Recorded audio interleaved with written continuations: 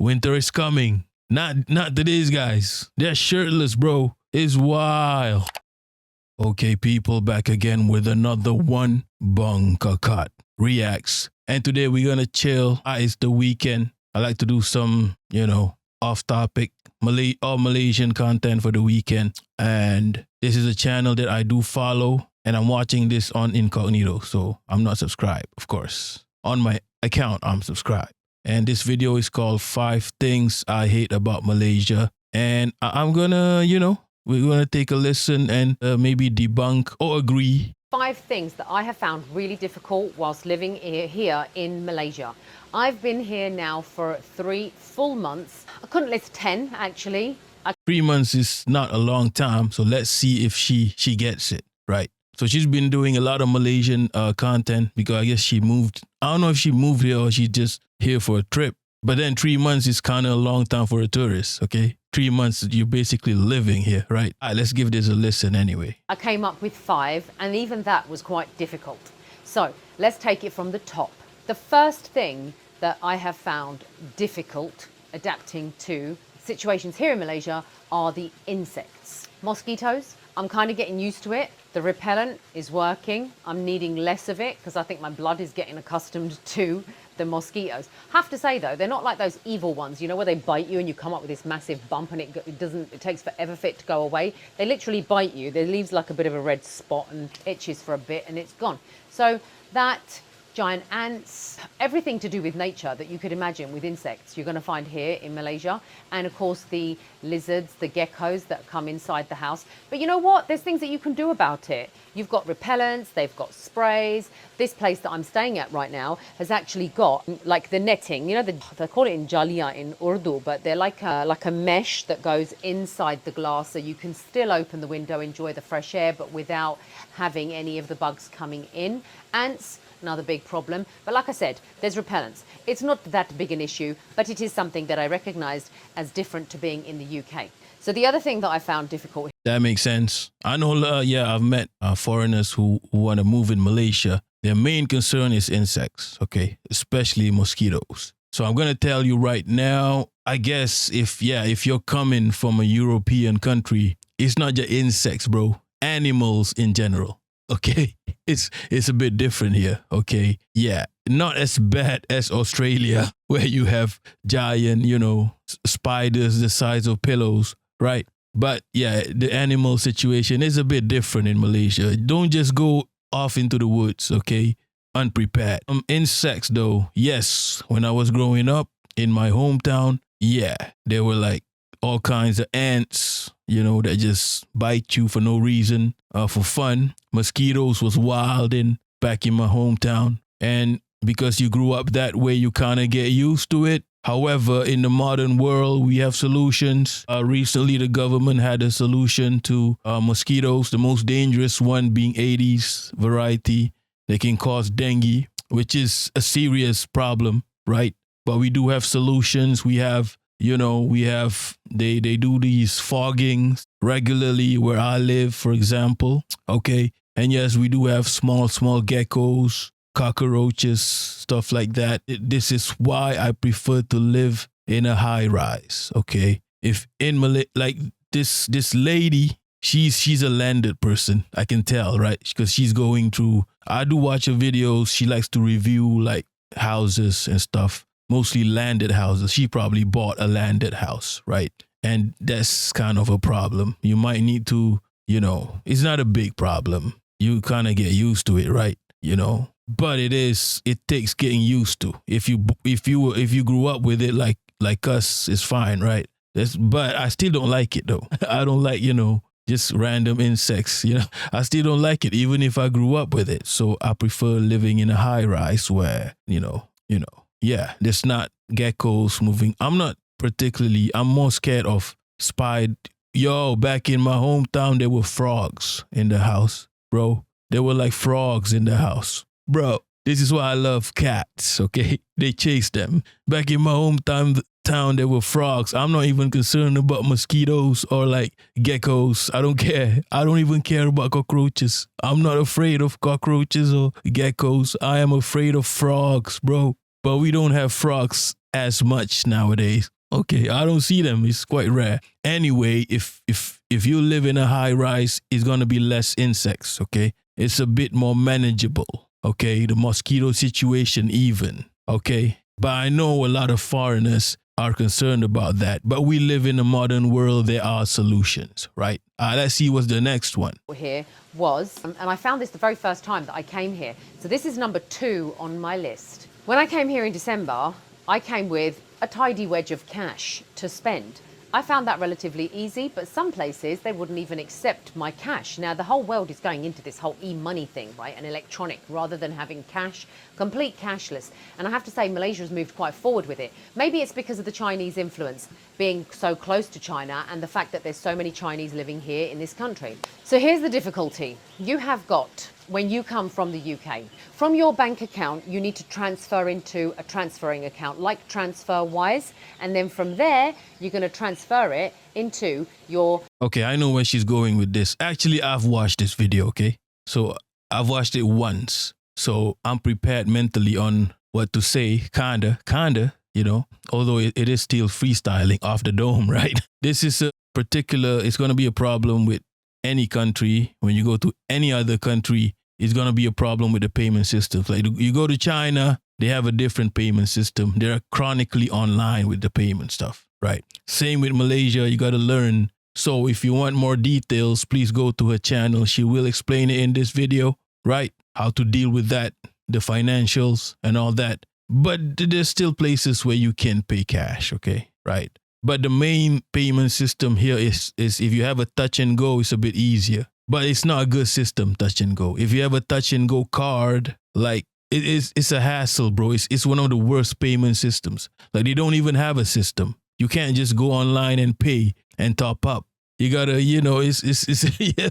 And where do you even buy the card, bro? The touch and go card. I had to go to a pharmacy or some shit. It's not readily available everywhere, okay? So it's supposed to be the main payment system. So yeah, it's a bit chaotic right now. There's no super unified system. More details, go to her channel, okay? Or just Google it, YouTube it, right? We're gonna go to the next point. It's declined because when you come here, it's inexpensive. Starling is a bank account because the food. If you're a foodie, go on a diet before you come to Malaysia. I would recommend that you lose facts, okay? Facts. This is it, bro. It's facts. Lose at least a stone, 5 kilograms as at least. Because when you get here, there is an exceptional variety of food that is so tasty. You will always be eating out. The other reason you're always going to be eating out is because it's so cheap. Eating out here, you could have a meal for as little as 15 ringgits, which is £2. She's kind of bugging here because she's from UK, right? Where you guys have British pounds. 15 ringgit is not cheap for a Malaysian, okay? But yeah, if you live in the city, 15 ringgit is considered cheap. I'll be real. It's messed up, bro, because it's not cheap. If you go to outside parts of Malaysia, you can get a meal for 5 ringgit, okay? You got to understand, lady, 15 ringgit to us is 15 pounds because we don't earn in British pounds. Understand this. But she's speaking to a foreign audience, okay? She's not speaking to the locals. To the locals, 15 ringgit is a lot of money.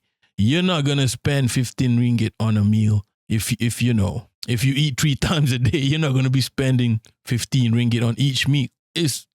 But you can find, certain stalls that you can get a meal for at least below 10, okay? Now that would be acceptable if on the daily you're eating out, okay? It's cheap for foreigners because of the currency, but we don't earn in your currency. You get me? And especially as someone who's kind of the older variety, I remember a time when you can get a meal for 50 cents, even 20 cents, right? So things are mad expensive, especially in KL, Kuala Lumpur, okay? It's mad expensive, all right?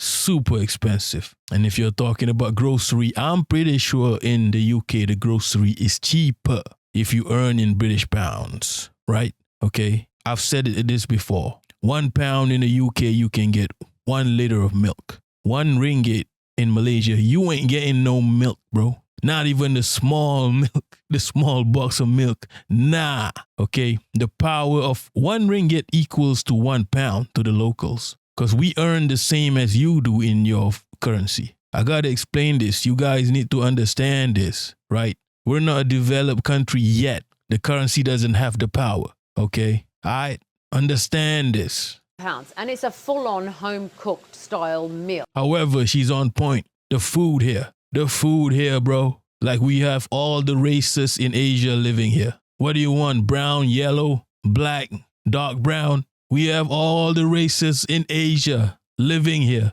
What you thought, what you think was gonna happen? It's a food haven, bro. I remember I brought my friend, like not a friend, like an acquaintance, you know, someone I used to know back in the day. Like he was Pakistani living in Australia. He just came here for like a transit. So I chilled out with him and I just took him to a random burger stall, bought him a burger. And he was just, when he was eating that burger, he didn't talk, bro. For like a solid 10 minutes, he was just radio silent. And then he looked up at me as if, you know, he was enlightened or something. He's like, bro, there's so much taste in this burger. There's a lot of flavors. Bro, that's Malaysian food. If you don't want to, if you value having, you know, a body for the summer, if you value having a 6-pack, don't come here, okay? It's going to change your whole perception of food, okay? It's wild. And also it's kind of unhealthy. It's too sweet, the food. It's too much taste, okay? Too much taste equals, it's got to be unhealthy. Too much of a good thing, right? It's too sweet. Sometimes they put too much sugar. It's too much salt. I don't know. Okay, it's a lot of taste here, okay? That's why people over here, they have to go to the gym, okay? It's no prevention, only cure. And then you can go to the higher end if you really want to. But I have found that because there's not many of us here, that eating out is actually cheaper than me buying food from the local supermarket and cooking at home. Yeah, that's because the groceries are expensive. It's not a good thing. The cooking here, the food here is very clean. The environment is very clean. And so I haven't experienced having... Is this a video about 5 things I hate about Malaysia? I don't sense a lot of hate. Having difficulty with my stomach. I think there'll always be some places that you go to that are going to affect you, but so far, so good. I've been lucky. I haven't had any issues from any place that I've eaten out. Now, eating out is not just a social thing, but it's a requirement. And we were going to supermarkets spending 500-600 ringgits per week with a plan that we were going to cook at home, and so many times that we did. But I found that we were throwing out some things by the end of the week because they'd gone off, or they're still in the cupboard and they didn't get eaten because we were eating out. So I find now that as I'm traveling, I think that eating out for me is the simplest, easiest option, and it just is stress-free. But as I said, the difficulty with that is self-control. And if you have none, you will gain weight. I have control, but I've gained. And everybody said I would. And I have to say, another reason for that is there's sugar in everything. You buy a juice, you have to say sugar-free. You know, you've got to check the meal. Yep. Even if you say sugar-free, sometimes they give you the one with sugar, okay? Avoid sugar at all costs, everywhere you are. And in Malaysia, it is a problem. There's too much sugar. I don't know why. I suspect it's a capitalist thing because the sugar king is Malaysian, okay? The sugar king is Malaysian. Same as the US. They're pushing sugar over there. Sugar is bad, okay? You'll be surprised, even the salads might have sugar in them. So you need to make sure that when you're eating out that you ask them if it's got sugar in it, because they'll make it for you. If you don't want, if you don't want sugar in it, they'll do it for you. Okay, moving on to my next one is my number 4, and that is the distance from the UK. So again, this is super specific and really has nothing to do with Malaysia, okay? Okay, this is more about, Malaysia is far from where she's from, okay? It is what it is. But you're also far from where I'm from. The UK is also far from where I'm from. So if you're interested in what she has to say about this, do give her. On your doorstep, I'm going to get you come here, be back to sweating again. Most people here are healthy because you come here, weather you and come. Okay, she's going to talk about weather and she's going to be on point because every time a foreigner asks me, like concerns, they're trying to move to Malaysia and they're always concerned about insects. I'm going to tell you about the weather, okay? that has to be your main concern. If you've been living in a cold country the whole of your life, the weather is going to be something for you to consider. Okay? Okay. Bit of a shock, but the difficulty that I've faced as one of my 5 and my final 5 is the weather, surprisingly. Now, when you come from cold climates like England, you've adapted your body to that temperature, you see. And when you come here, there's something else that occurs that you were not accustomed to, and that is sweating. You are going to sweat some. In fact, that's why most people here are healthy, because their bodies are expelling all of those toxins and just bringing back a healthier body by... Nah, be real, kind of on point here. It's not that I'm not going to say we're healthy, but I do feel sick in dry countries. I feel like something is trapped in me. I feel trapped, okay? I feel kind of sick. And if you do get sick in a dry country, oh, you do get sick. Not to mention it's cold and all that. So in Malaysia, you do feel a bit relieved with yourself because you're sweating it out. On the other hand, it's mad uncomfortable, okay? The heat, you could maybe learn to be okay with the heat. You might even like it, but the humidity, it takes getting used to. It takes reorganizing your clothing system and all that, you know. Yeah, so, and I'm used to it because I live here, right? And I have ways to handle it. But if you're not used to it, yeah, you got to get used to it if you want to move here, all right? Sweating it out. In the UK, I used to sit in a sauna maybe twice a week just to get my body back to sweating again, getting my pores used to it. And here it's going to happen itself because it's hot. And I will warn you that it's hot. My mum went back simply because she was here in March. We had some 36s in temperature and it was way too much for her. And yes, you've got air conditioning in your house, you've got air conditioning in your car. It is not as yeah, we do have a good air conditioning situation if you can afford it in your house, but in the shopping malls, in the buses, yes, we do have a good air conditioning system.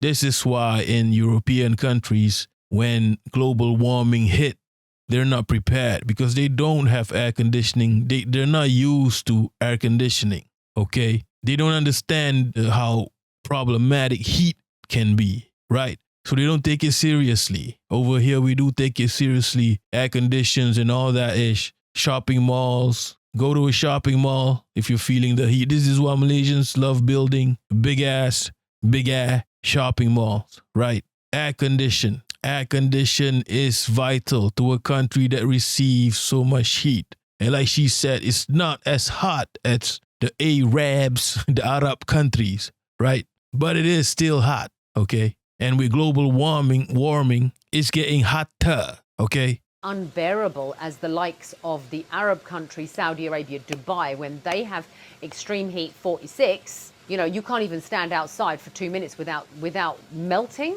So here the max I think we've seen is 36. It wasn't for very long and you're back down to your low end of 30s. And some places you can get your 27s and even 25. So if you go to the... Yeah. Of course, when you're in a heat wave, you can get to the 40s. But there are times of the year, I think end of the year, early, where it's kind of a bit cooler. There's more rain. There's more persistent rain, which kind of lowers the temperature and it's not so sunny. And I'm kind of glad that Malaysia is not super sunny like Dubai or some ish. Like Dubai is wild, bro. It's just sunny every day. So it's going to be a problem, right? On the other hand, they're also dry, so you don't sweat so much. But over here, it's kind of like, Malaysia is kind of like sometimes cloudy, sometimes sunny, okay?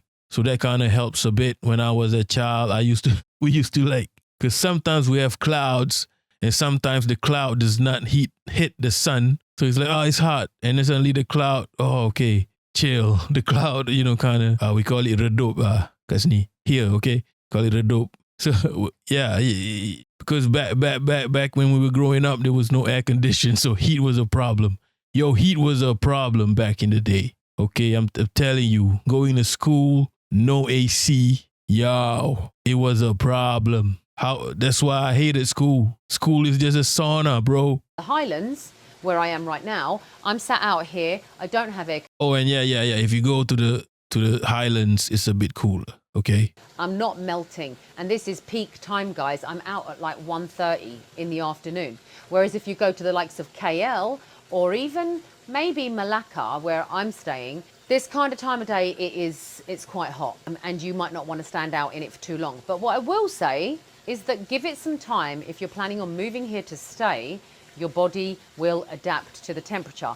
I'm actually going back to the UK in about 2 weeks' time, and I'm not looking forward to even their summer, because their summer is going to be cool for me. So I'm going to be that person walking around the streets of London in a coat in 20. Nah. Yeah, some of us can't. I can't do the cold thing because coldness is painful. Okay, right? Coldness is super painful for me. My body is not used to that, and like her as well. She looks like she's Pakistani, I think. Oh no, I think she's Afghani. She's from Afghanistan, right? So she's not. White people are different. They move different, bro. I've been in white people countries. These motherfuckers are like wearing dresses in the cold of winter at night, bro. What's going on? And I'm like in like 3-4 layers of clothing, and you got these people wearing shorts, bro, in the middle of the night in winter. Only white people. I don't see black people or Asians. Black people and Asians are like all covered in like thick coats, and there's people that are shirtless, bro. And if you don't believe me, go watch the football. There's like white people, Caucasians, Yakubians, that are shirtless in football matches in the thick of winter, bro. Winter is coming. Not today's guys. They're shirtless, bro. It's wild. These polar bears, bro. It's wild, bro. Explain this, white people. You do have tolerance to coldness, okay? 7, 28, 29 degrees, because now my body has adapted to. You know the really funny thing? When I used to go to places like Saudi, Turkey, when the weather was really hot, and there's me with my temperature control to the UK, we're like thin dresses, summer dresses, sweltering, melting, and there they are in their hoodies and trackies with their trainers and maybe even a scarf, because they're not. Nah, even in Malaysia, okay, there are people, but however, I don't know, like this is a bit illegal to say, or like, what's the word? I kind of feel sorry for women because they're the ladies, because they have to wear headscarves, right? They have to wear the hijab, tudung, we call it tudung here, okay? Hijab, okay? It's not right. I don't think it's right in a hot country for ladies to have to wear hijab. It's hot, bro. It's hot. I don't know how these ladies do it. You guys are warriors, bro. Like, this is why I could never be a lady. No, I gotta wear, trousers, long trousers. Nah, it's not working out for me. Even that is a struggle for me, wearing long trousers. Okay, but you have to. If you can't go into work in shorts, right? Ladies have to wear the whole thing, the whole armor, bro. So respect, okay? Respect pa, okay? Not used to. That's their cold, and this is their hot. So the weather is something that you will adjust to. You'll adapt to it. Give it some time. But it is glorious to wake up every single day to sunshine and this. Another thing about Malaysia, when I talk about the weather, is the rain. It pours down. You'll be driving down the motorway and it'll be clear and sunny. And the next thing is, boom, there's this. Okay, I forgot. That's another thing that you have to adapt to. The storms, bro. We don't play. In Malaysia, the storms, we don't play.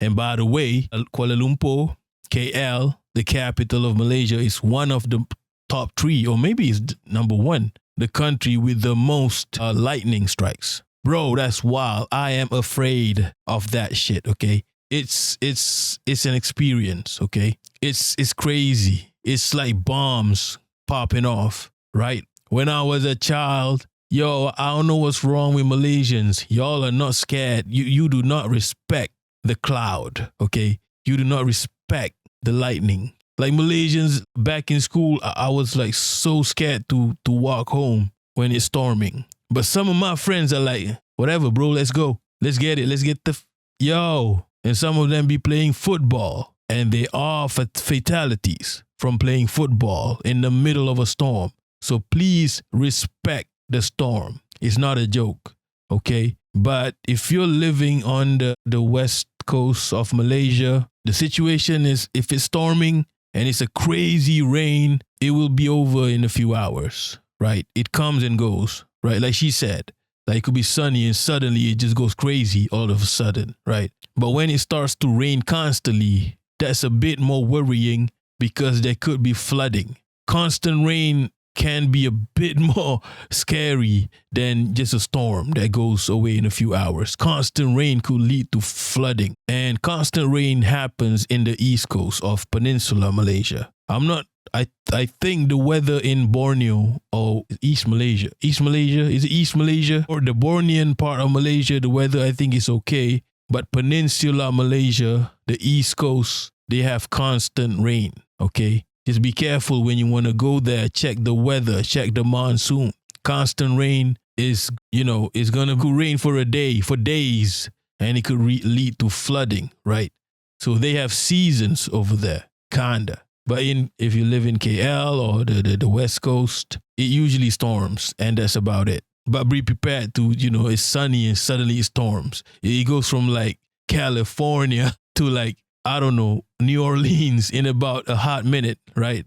In a New York minute. Downpour that even your window wipers can't handle. And then you'll drive some more and you're back in the sunshine again because there was a cloud over that bit. It doesn't actually last that long. So footwear is important, that you do wear something that in case you get caught out in it, that your shoes are going to handle it, and having an umbrella is also beneficial. But because it doesn't last very long, you can take shelter in a shop, and they're actually, like, public places have been designed so that if it does rain, that the shops have like these outside shelters underneath them. Unlike, in the UK, you'll have your flush building. Here, most of the buildings will have those little walkways underneath if it does rain. On a positive, the rain is not horrible, it's not cold, so it doesn't feel bad because it's warm. It feels quite nice. The other thing that you're going to have to adapt yourself to is thunderstorms. When I first came here and I stayed out in that coconut dome, that was my breaking point. Prior to that, I'd hear them and I would jump. But once I'd slept in this coconut dome, I was practically out in the thunderstorm. I could see the lightning. I could really feel the thunder resonate through my body. And after that, I started to really like and enjoy it. And if a thunderstorm came on, I wanted that loud crashing.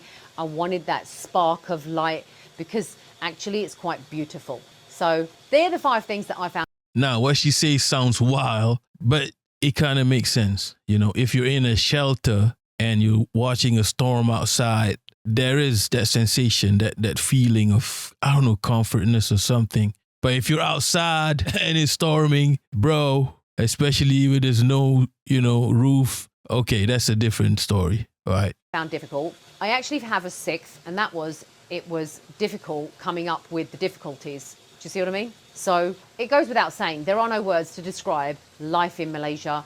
And if you've enjoyed what I have posted. So yeah, if you want content about someone who recently moved to Malaysia, and if you're a foreigner who's wondering what life is like in Malaysia for a foreigner, go to her channel, Saira Hayati. Okay, let's see the comments, bro. FYI, guys, it doesn't even seem like things that she hated. It's just things that you gotta get used to, right? It's not this. I did not feel a lot of hate. Okay, I did not feel a lot of hate. It's more like different, It's not like she's talking about the pedestrian situation. We do hate as well, where it's not good for pedestrians, Malaysia, right? The rain, honestly, is so amazing and romantic. As long as you're sheltered. Yeah. As long as you're sheltered, the rain is amazing. Surprisingly, as a Malaysian, not offended. Same. Rain's pouring. Yeah. Your complaints are so sweet. Yeah. It's a nice country to live in. We just wish this country would be more developed and more woke. Yeah, I don't give a fuck, bro. I love wokeness, okay? Wokeness means better pedestrian facilities. For example, wokeness means better shit for the people, better hospitals, better schools, cheaper. Everything becomes cheaper for the people, So yeah, thanks for this video, Saira. She's on point. I have nothing to add. She's on point. She gets it, okay? She gets it. She understands it, okay? All right, that's all for now. Peace.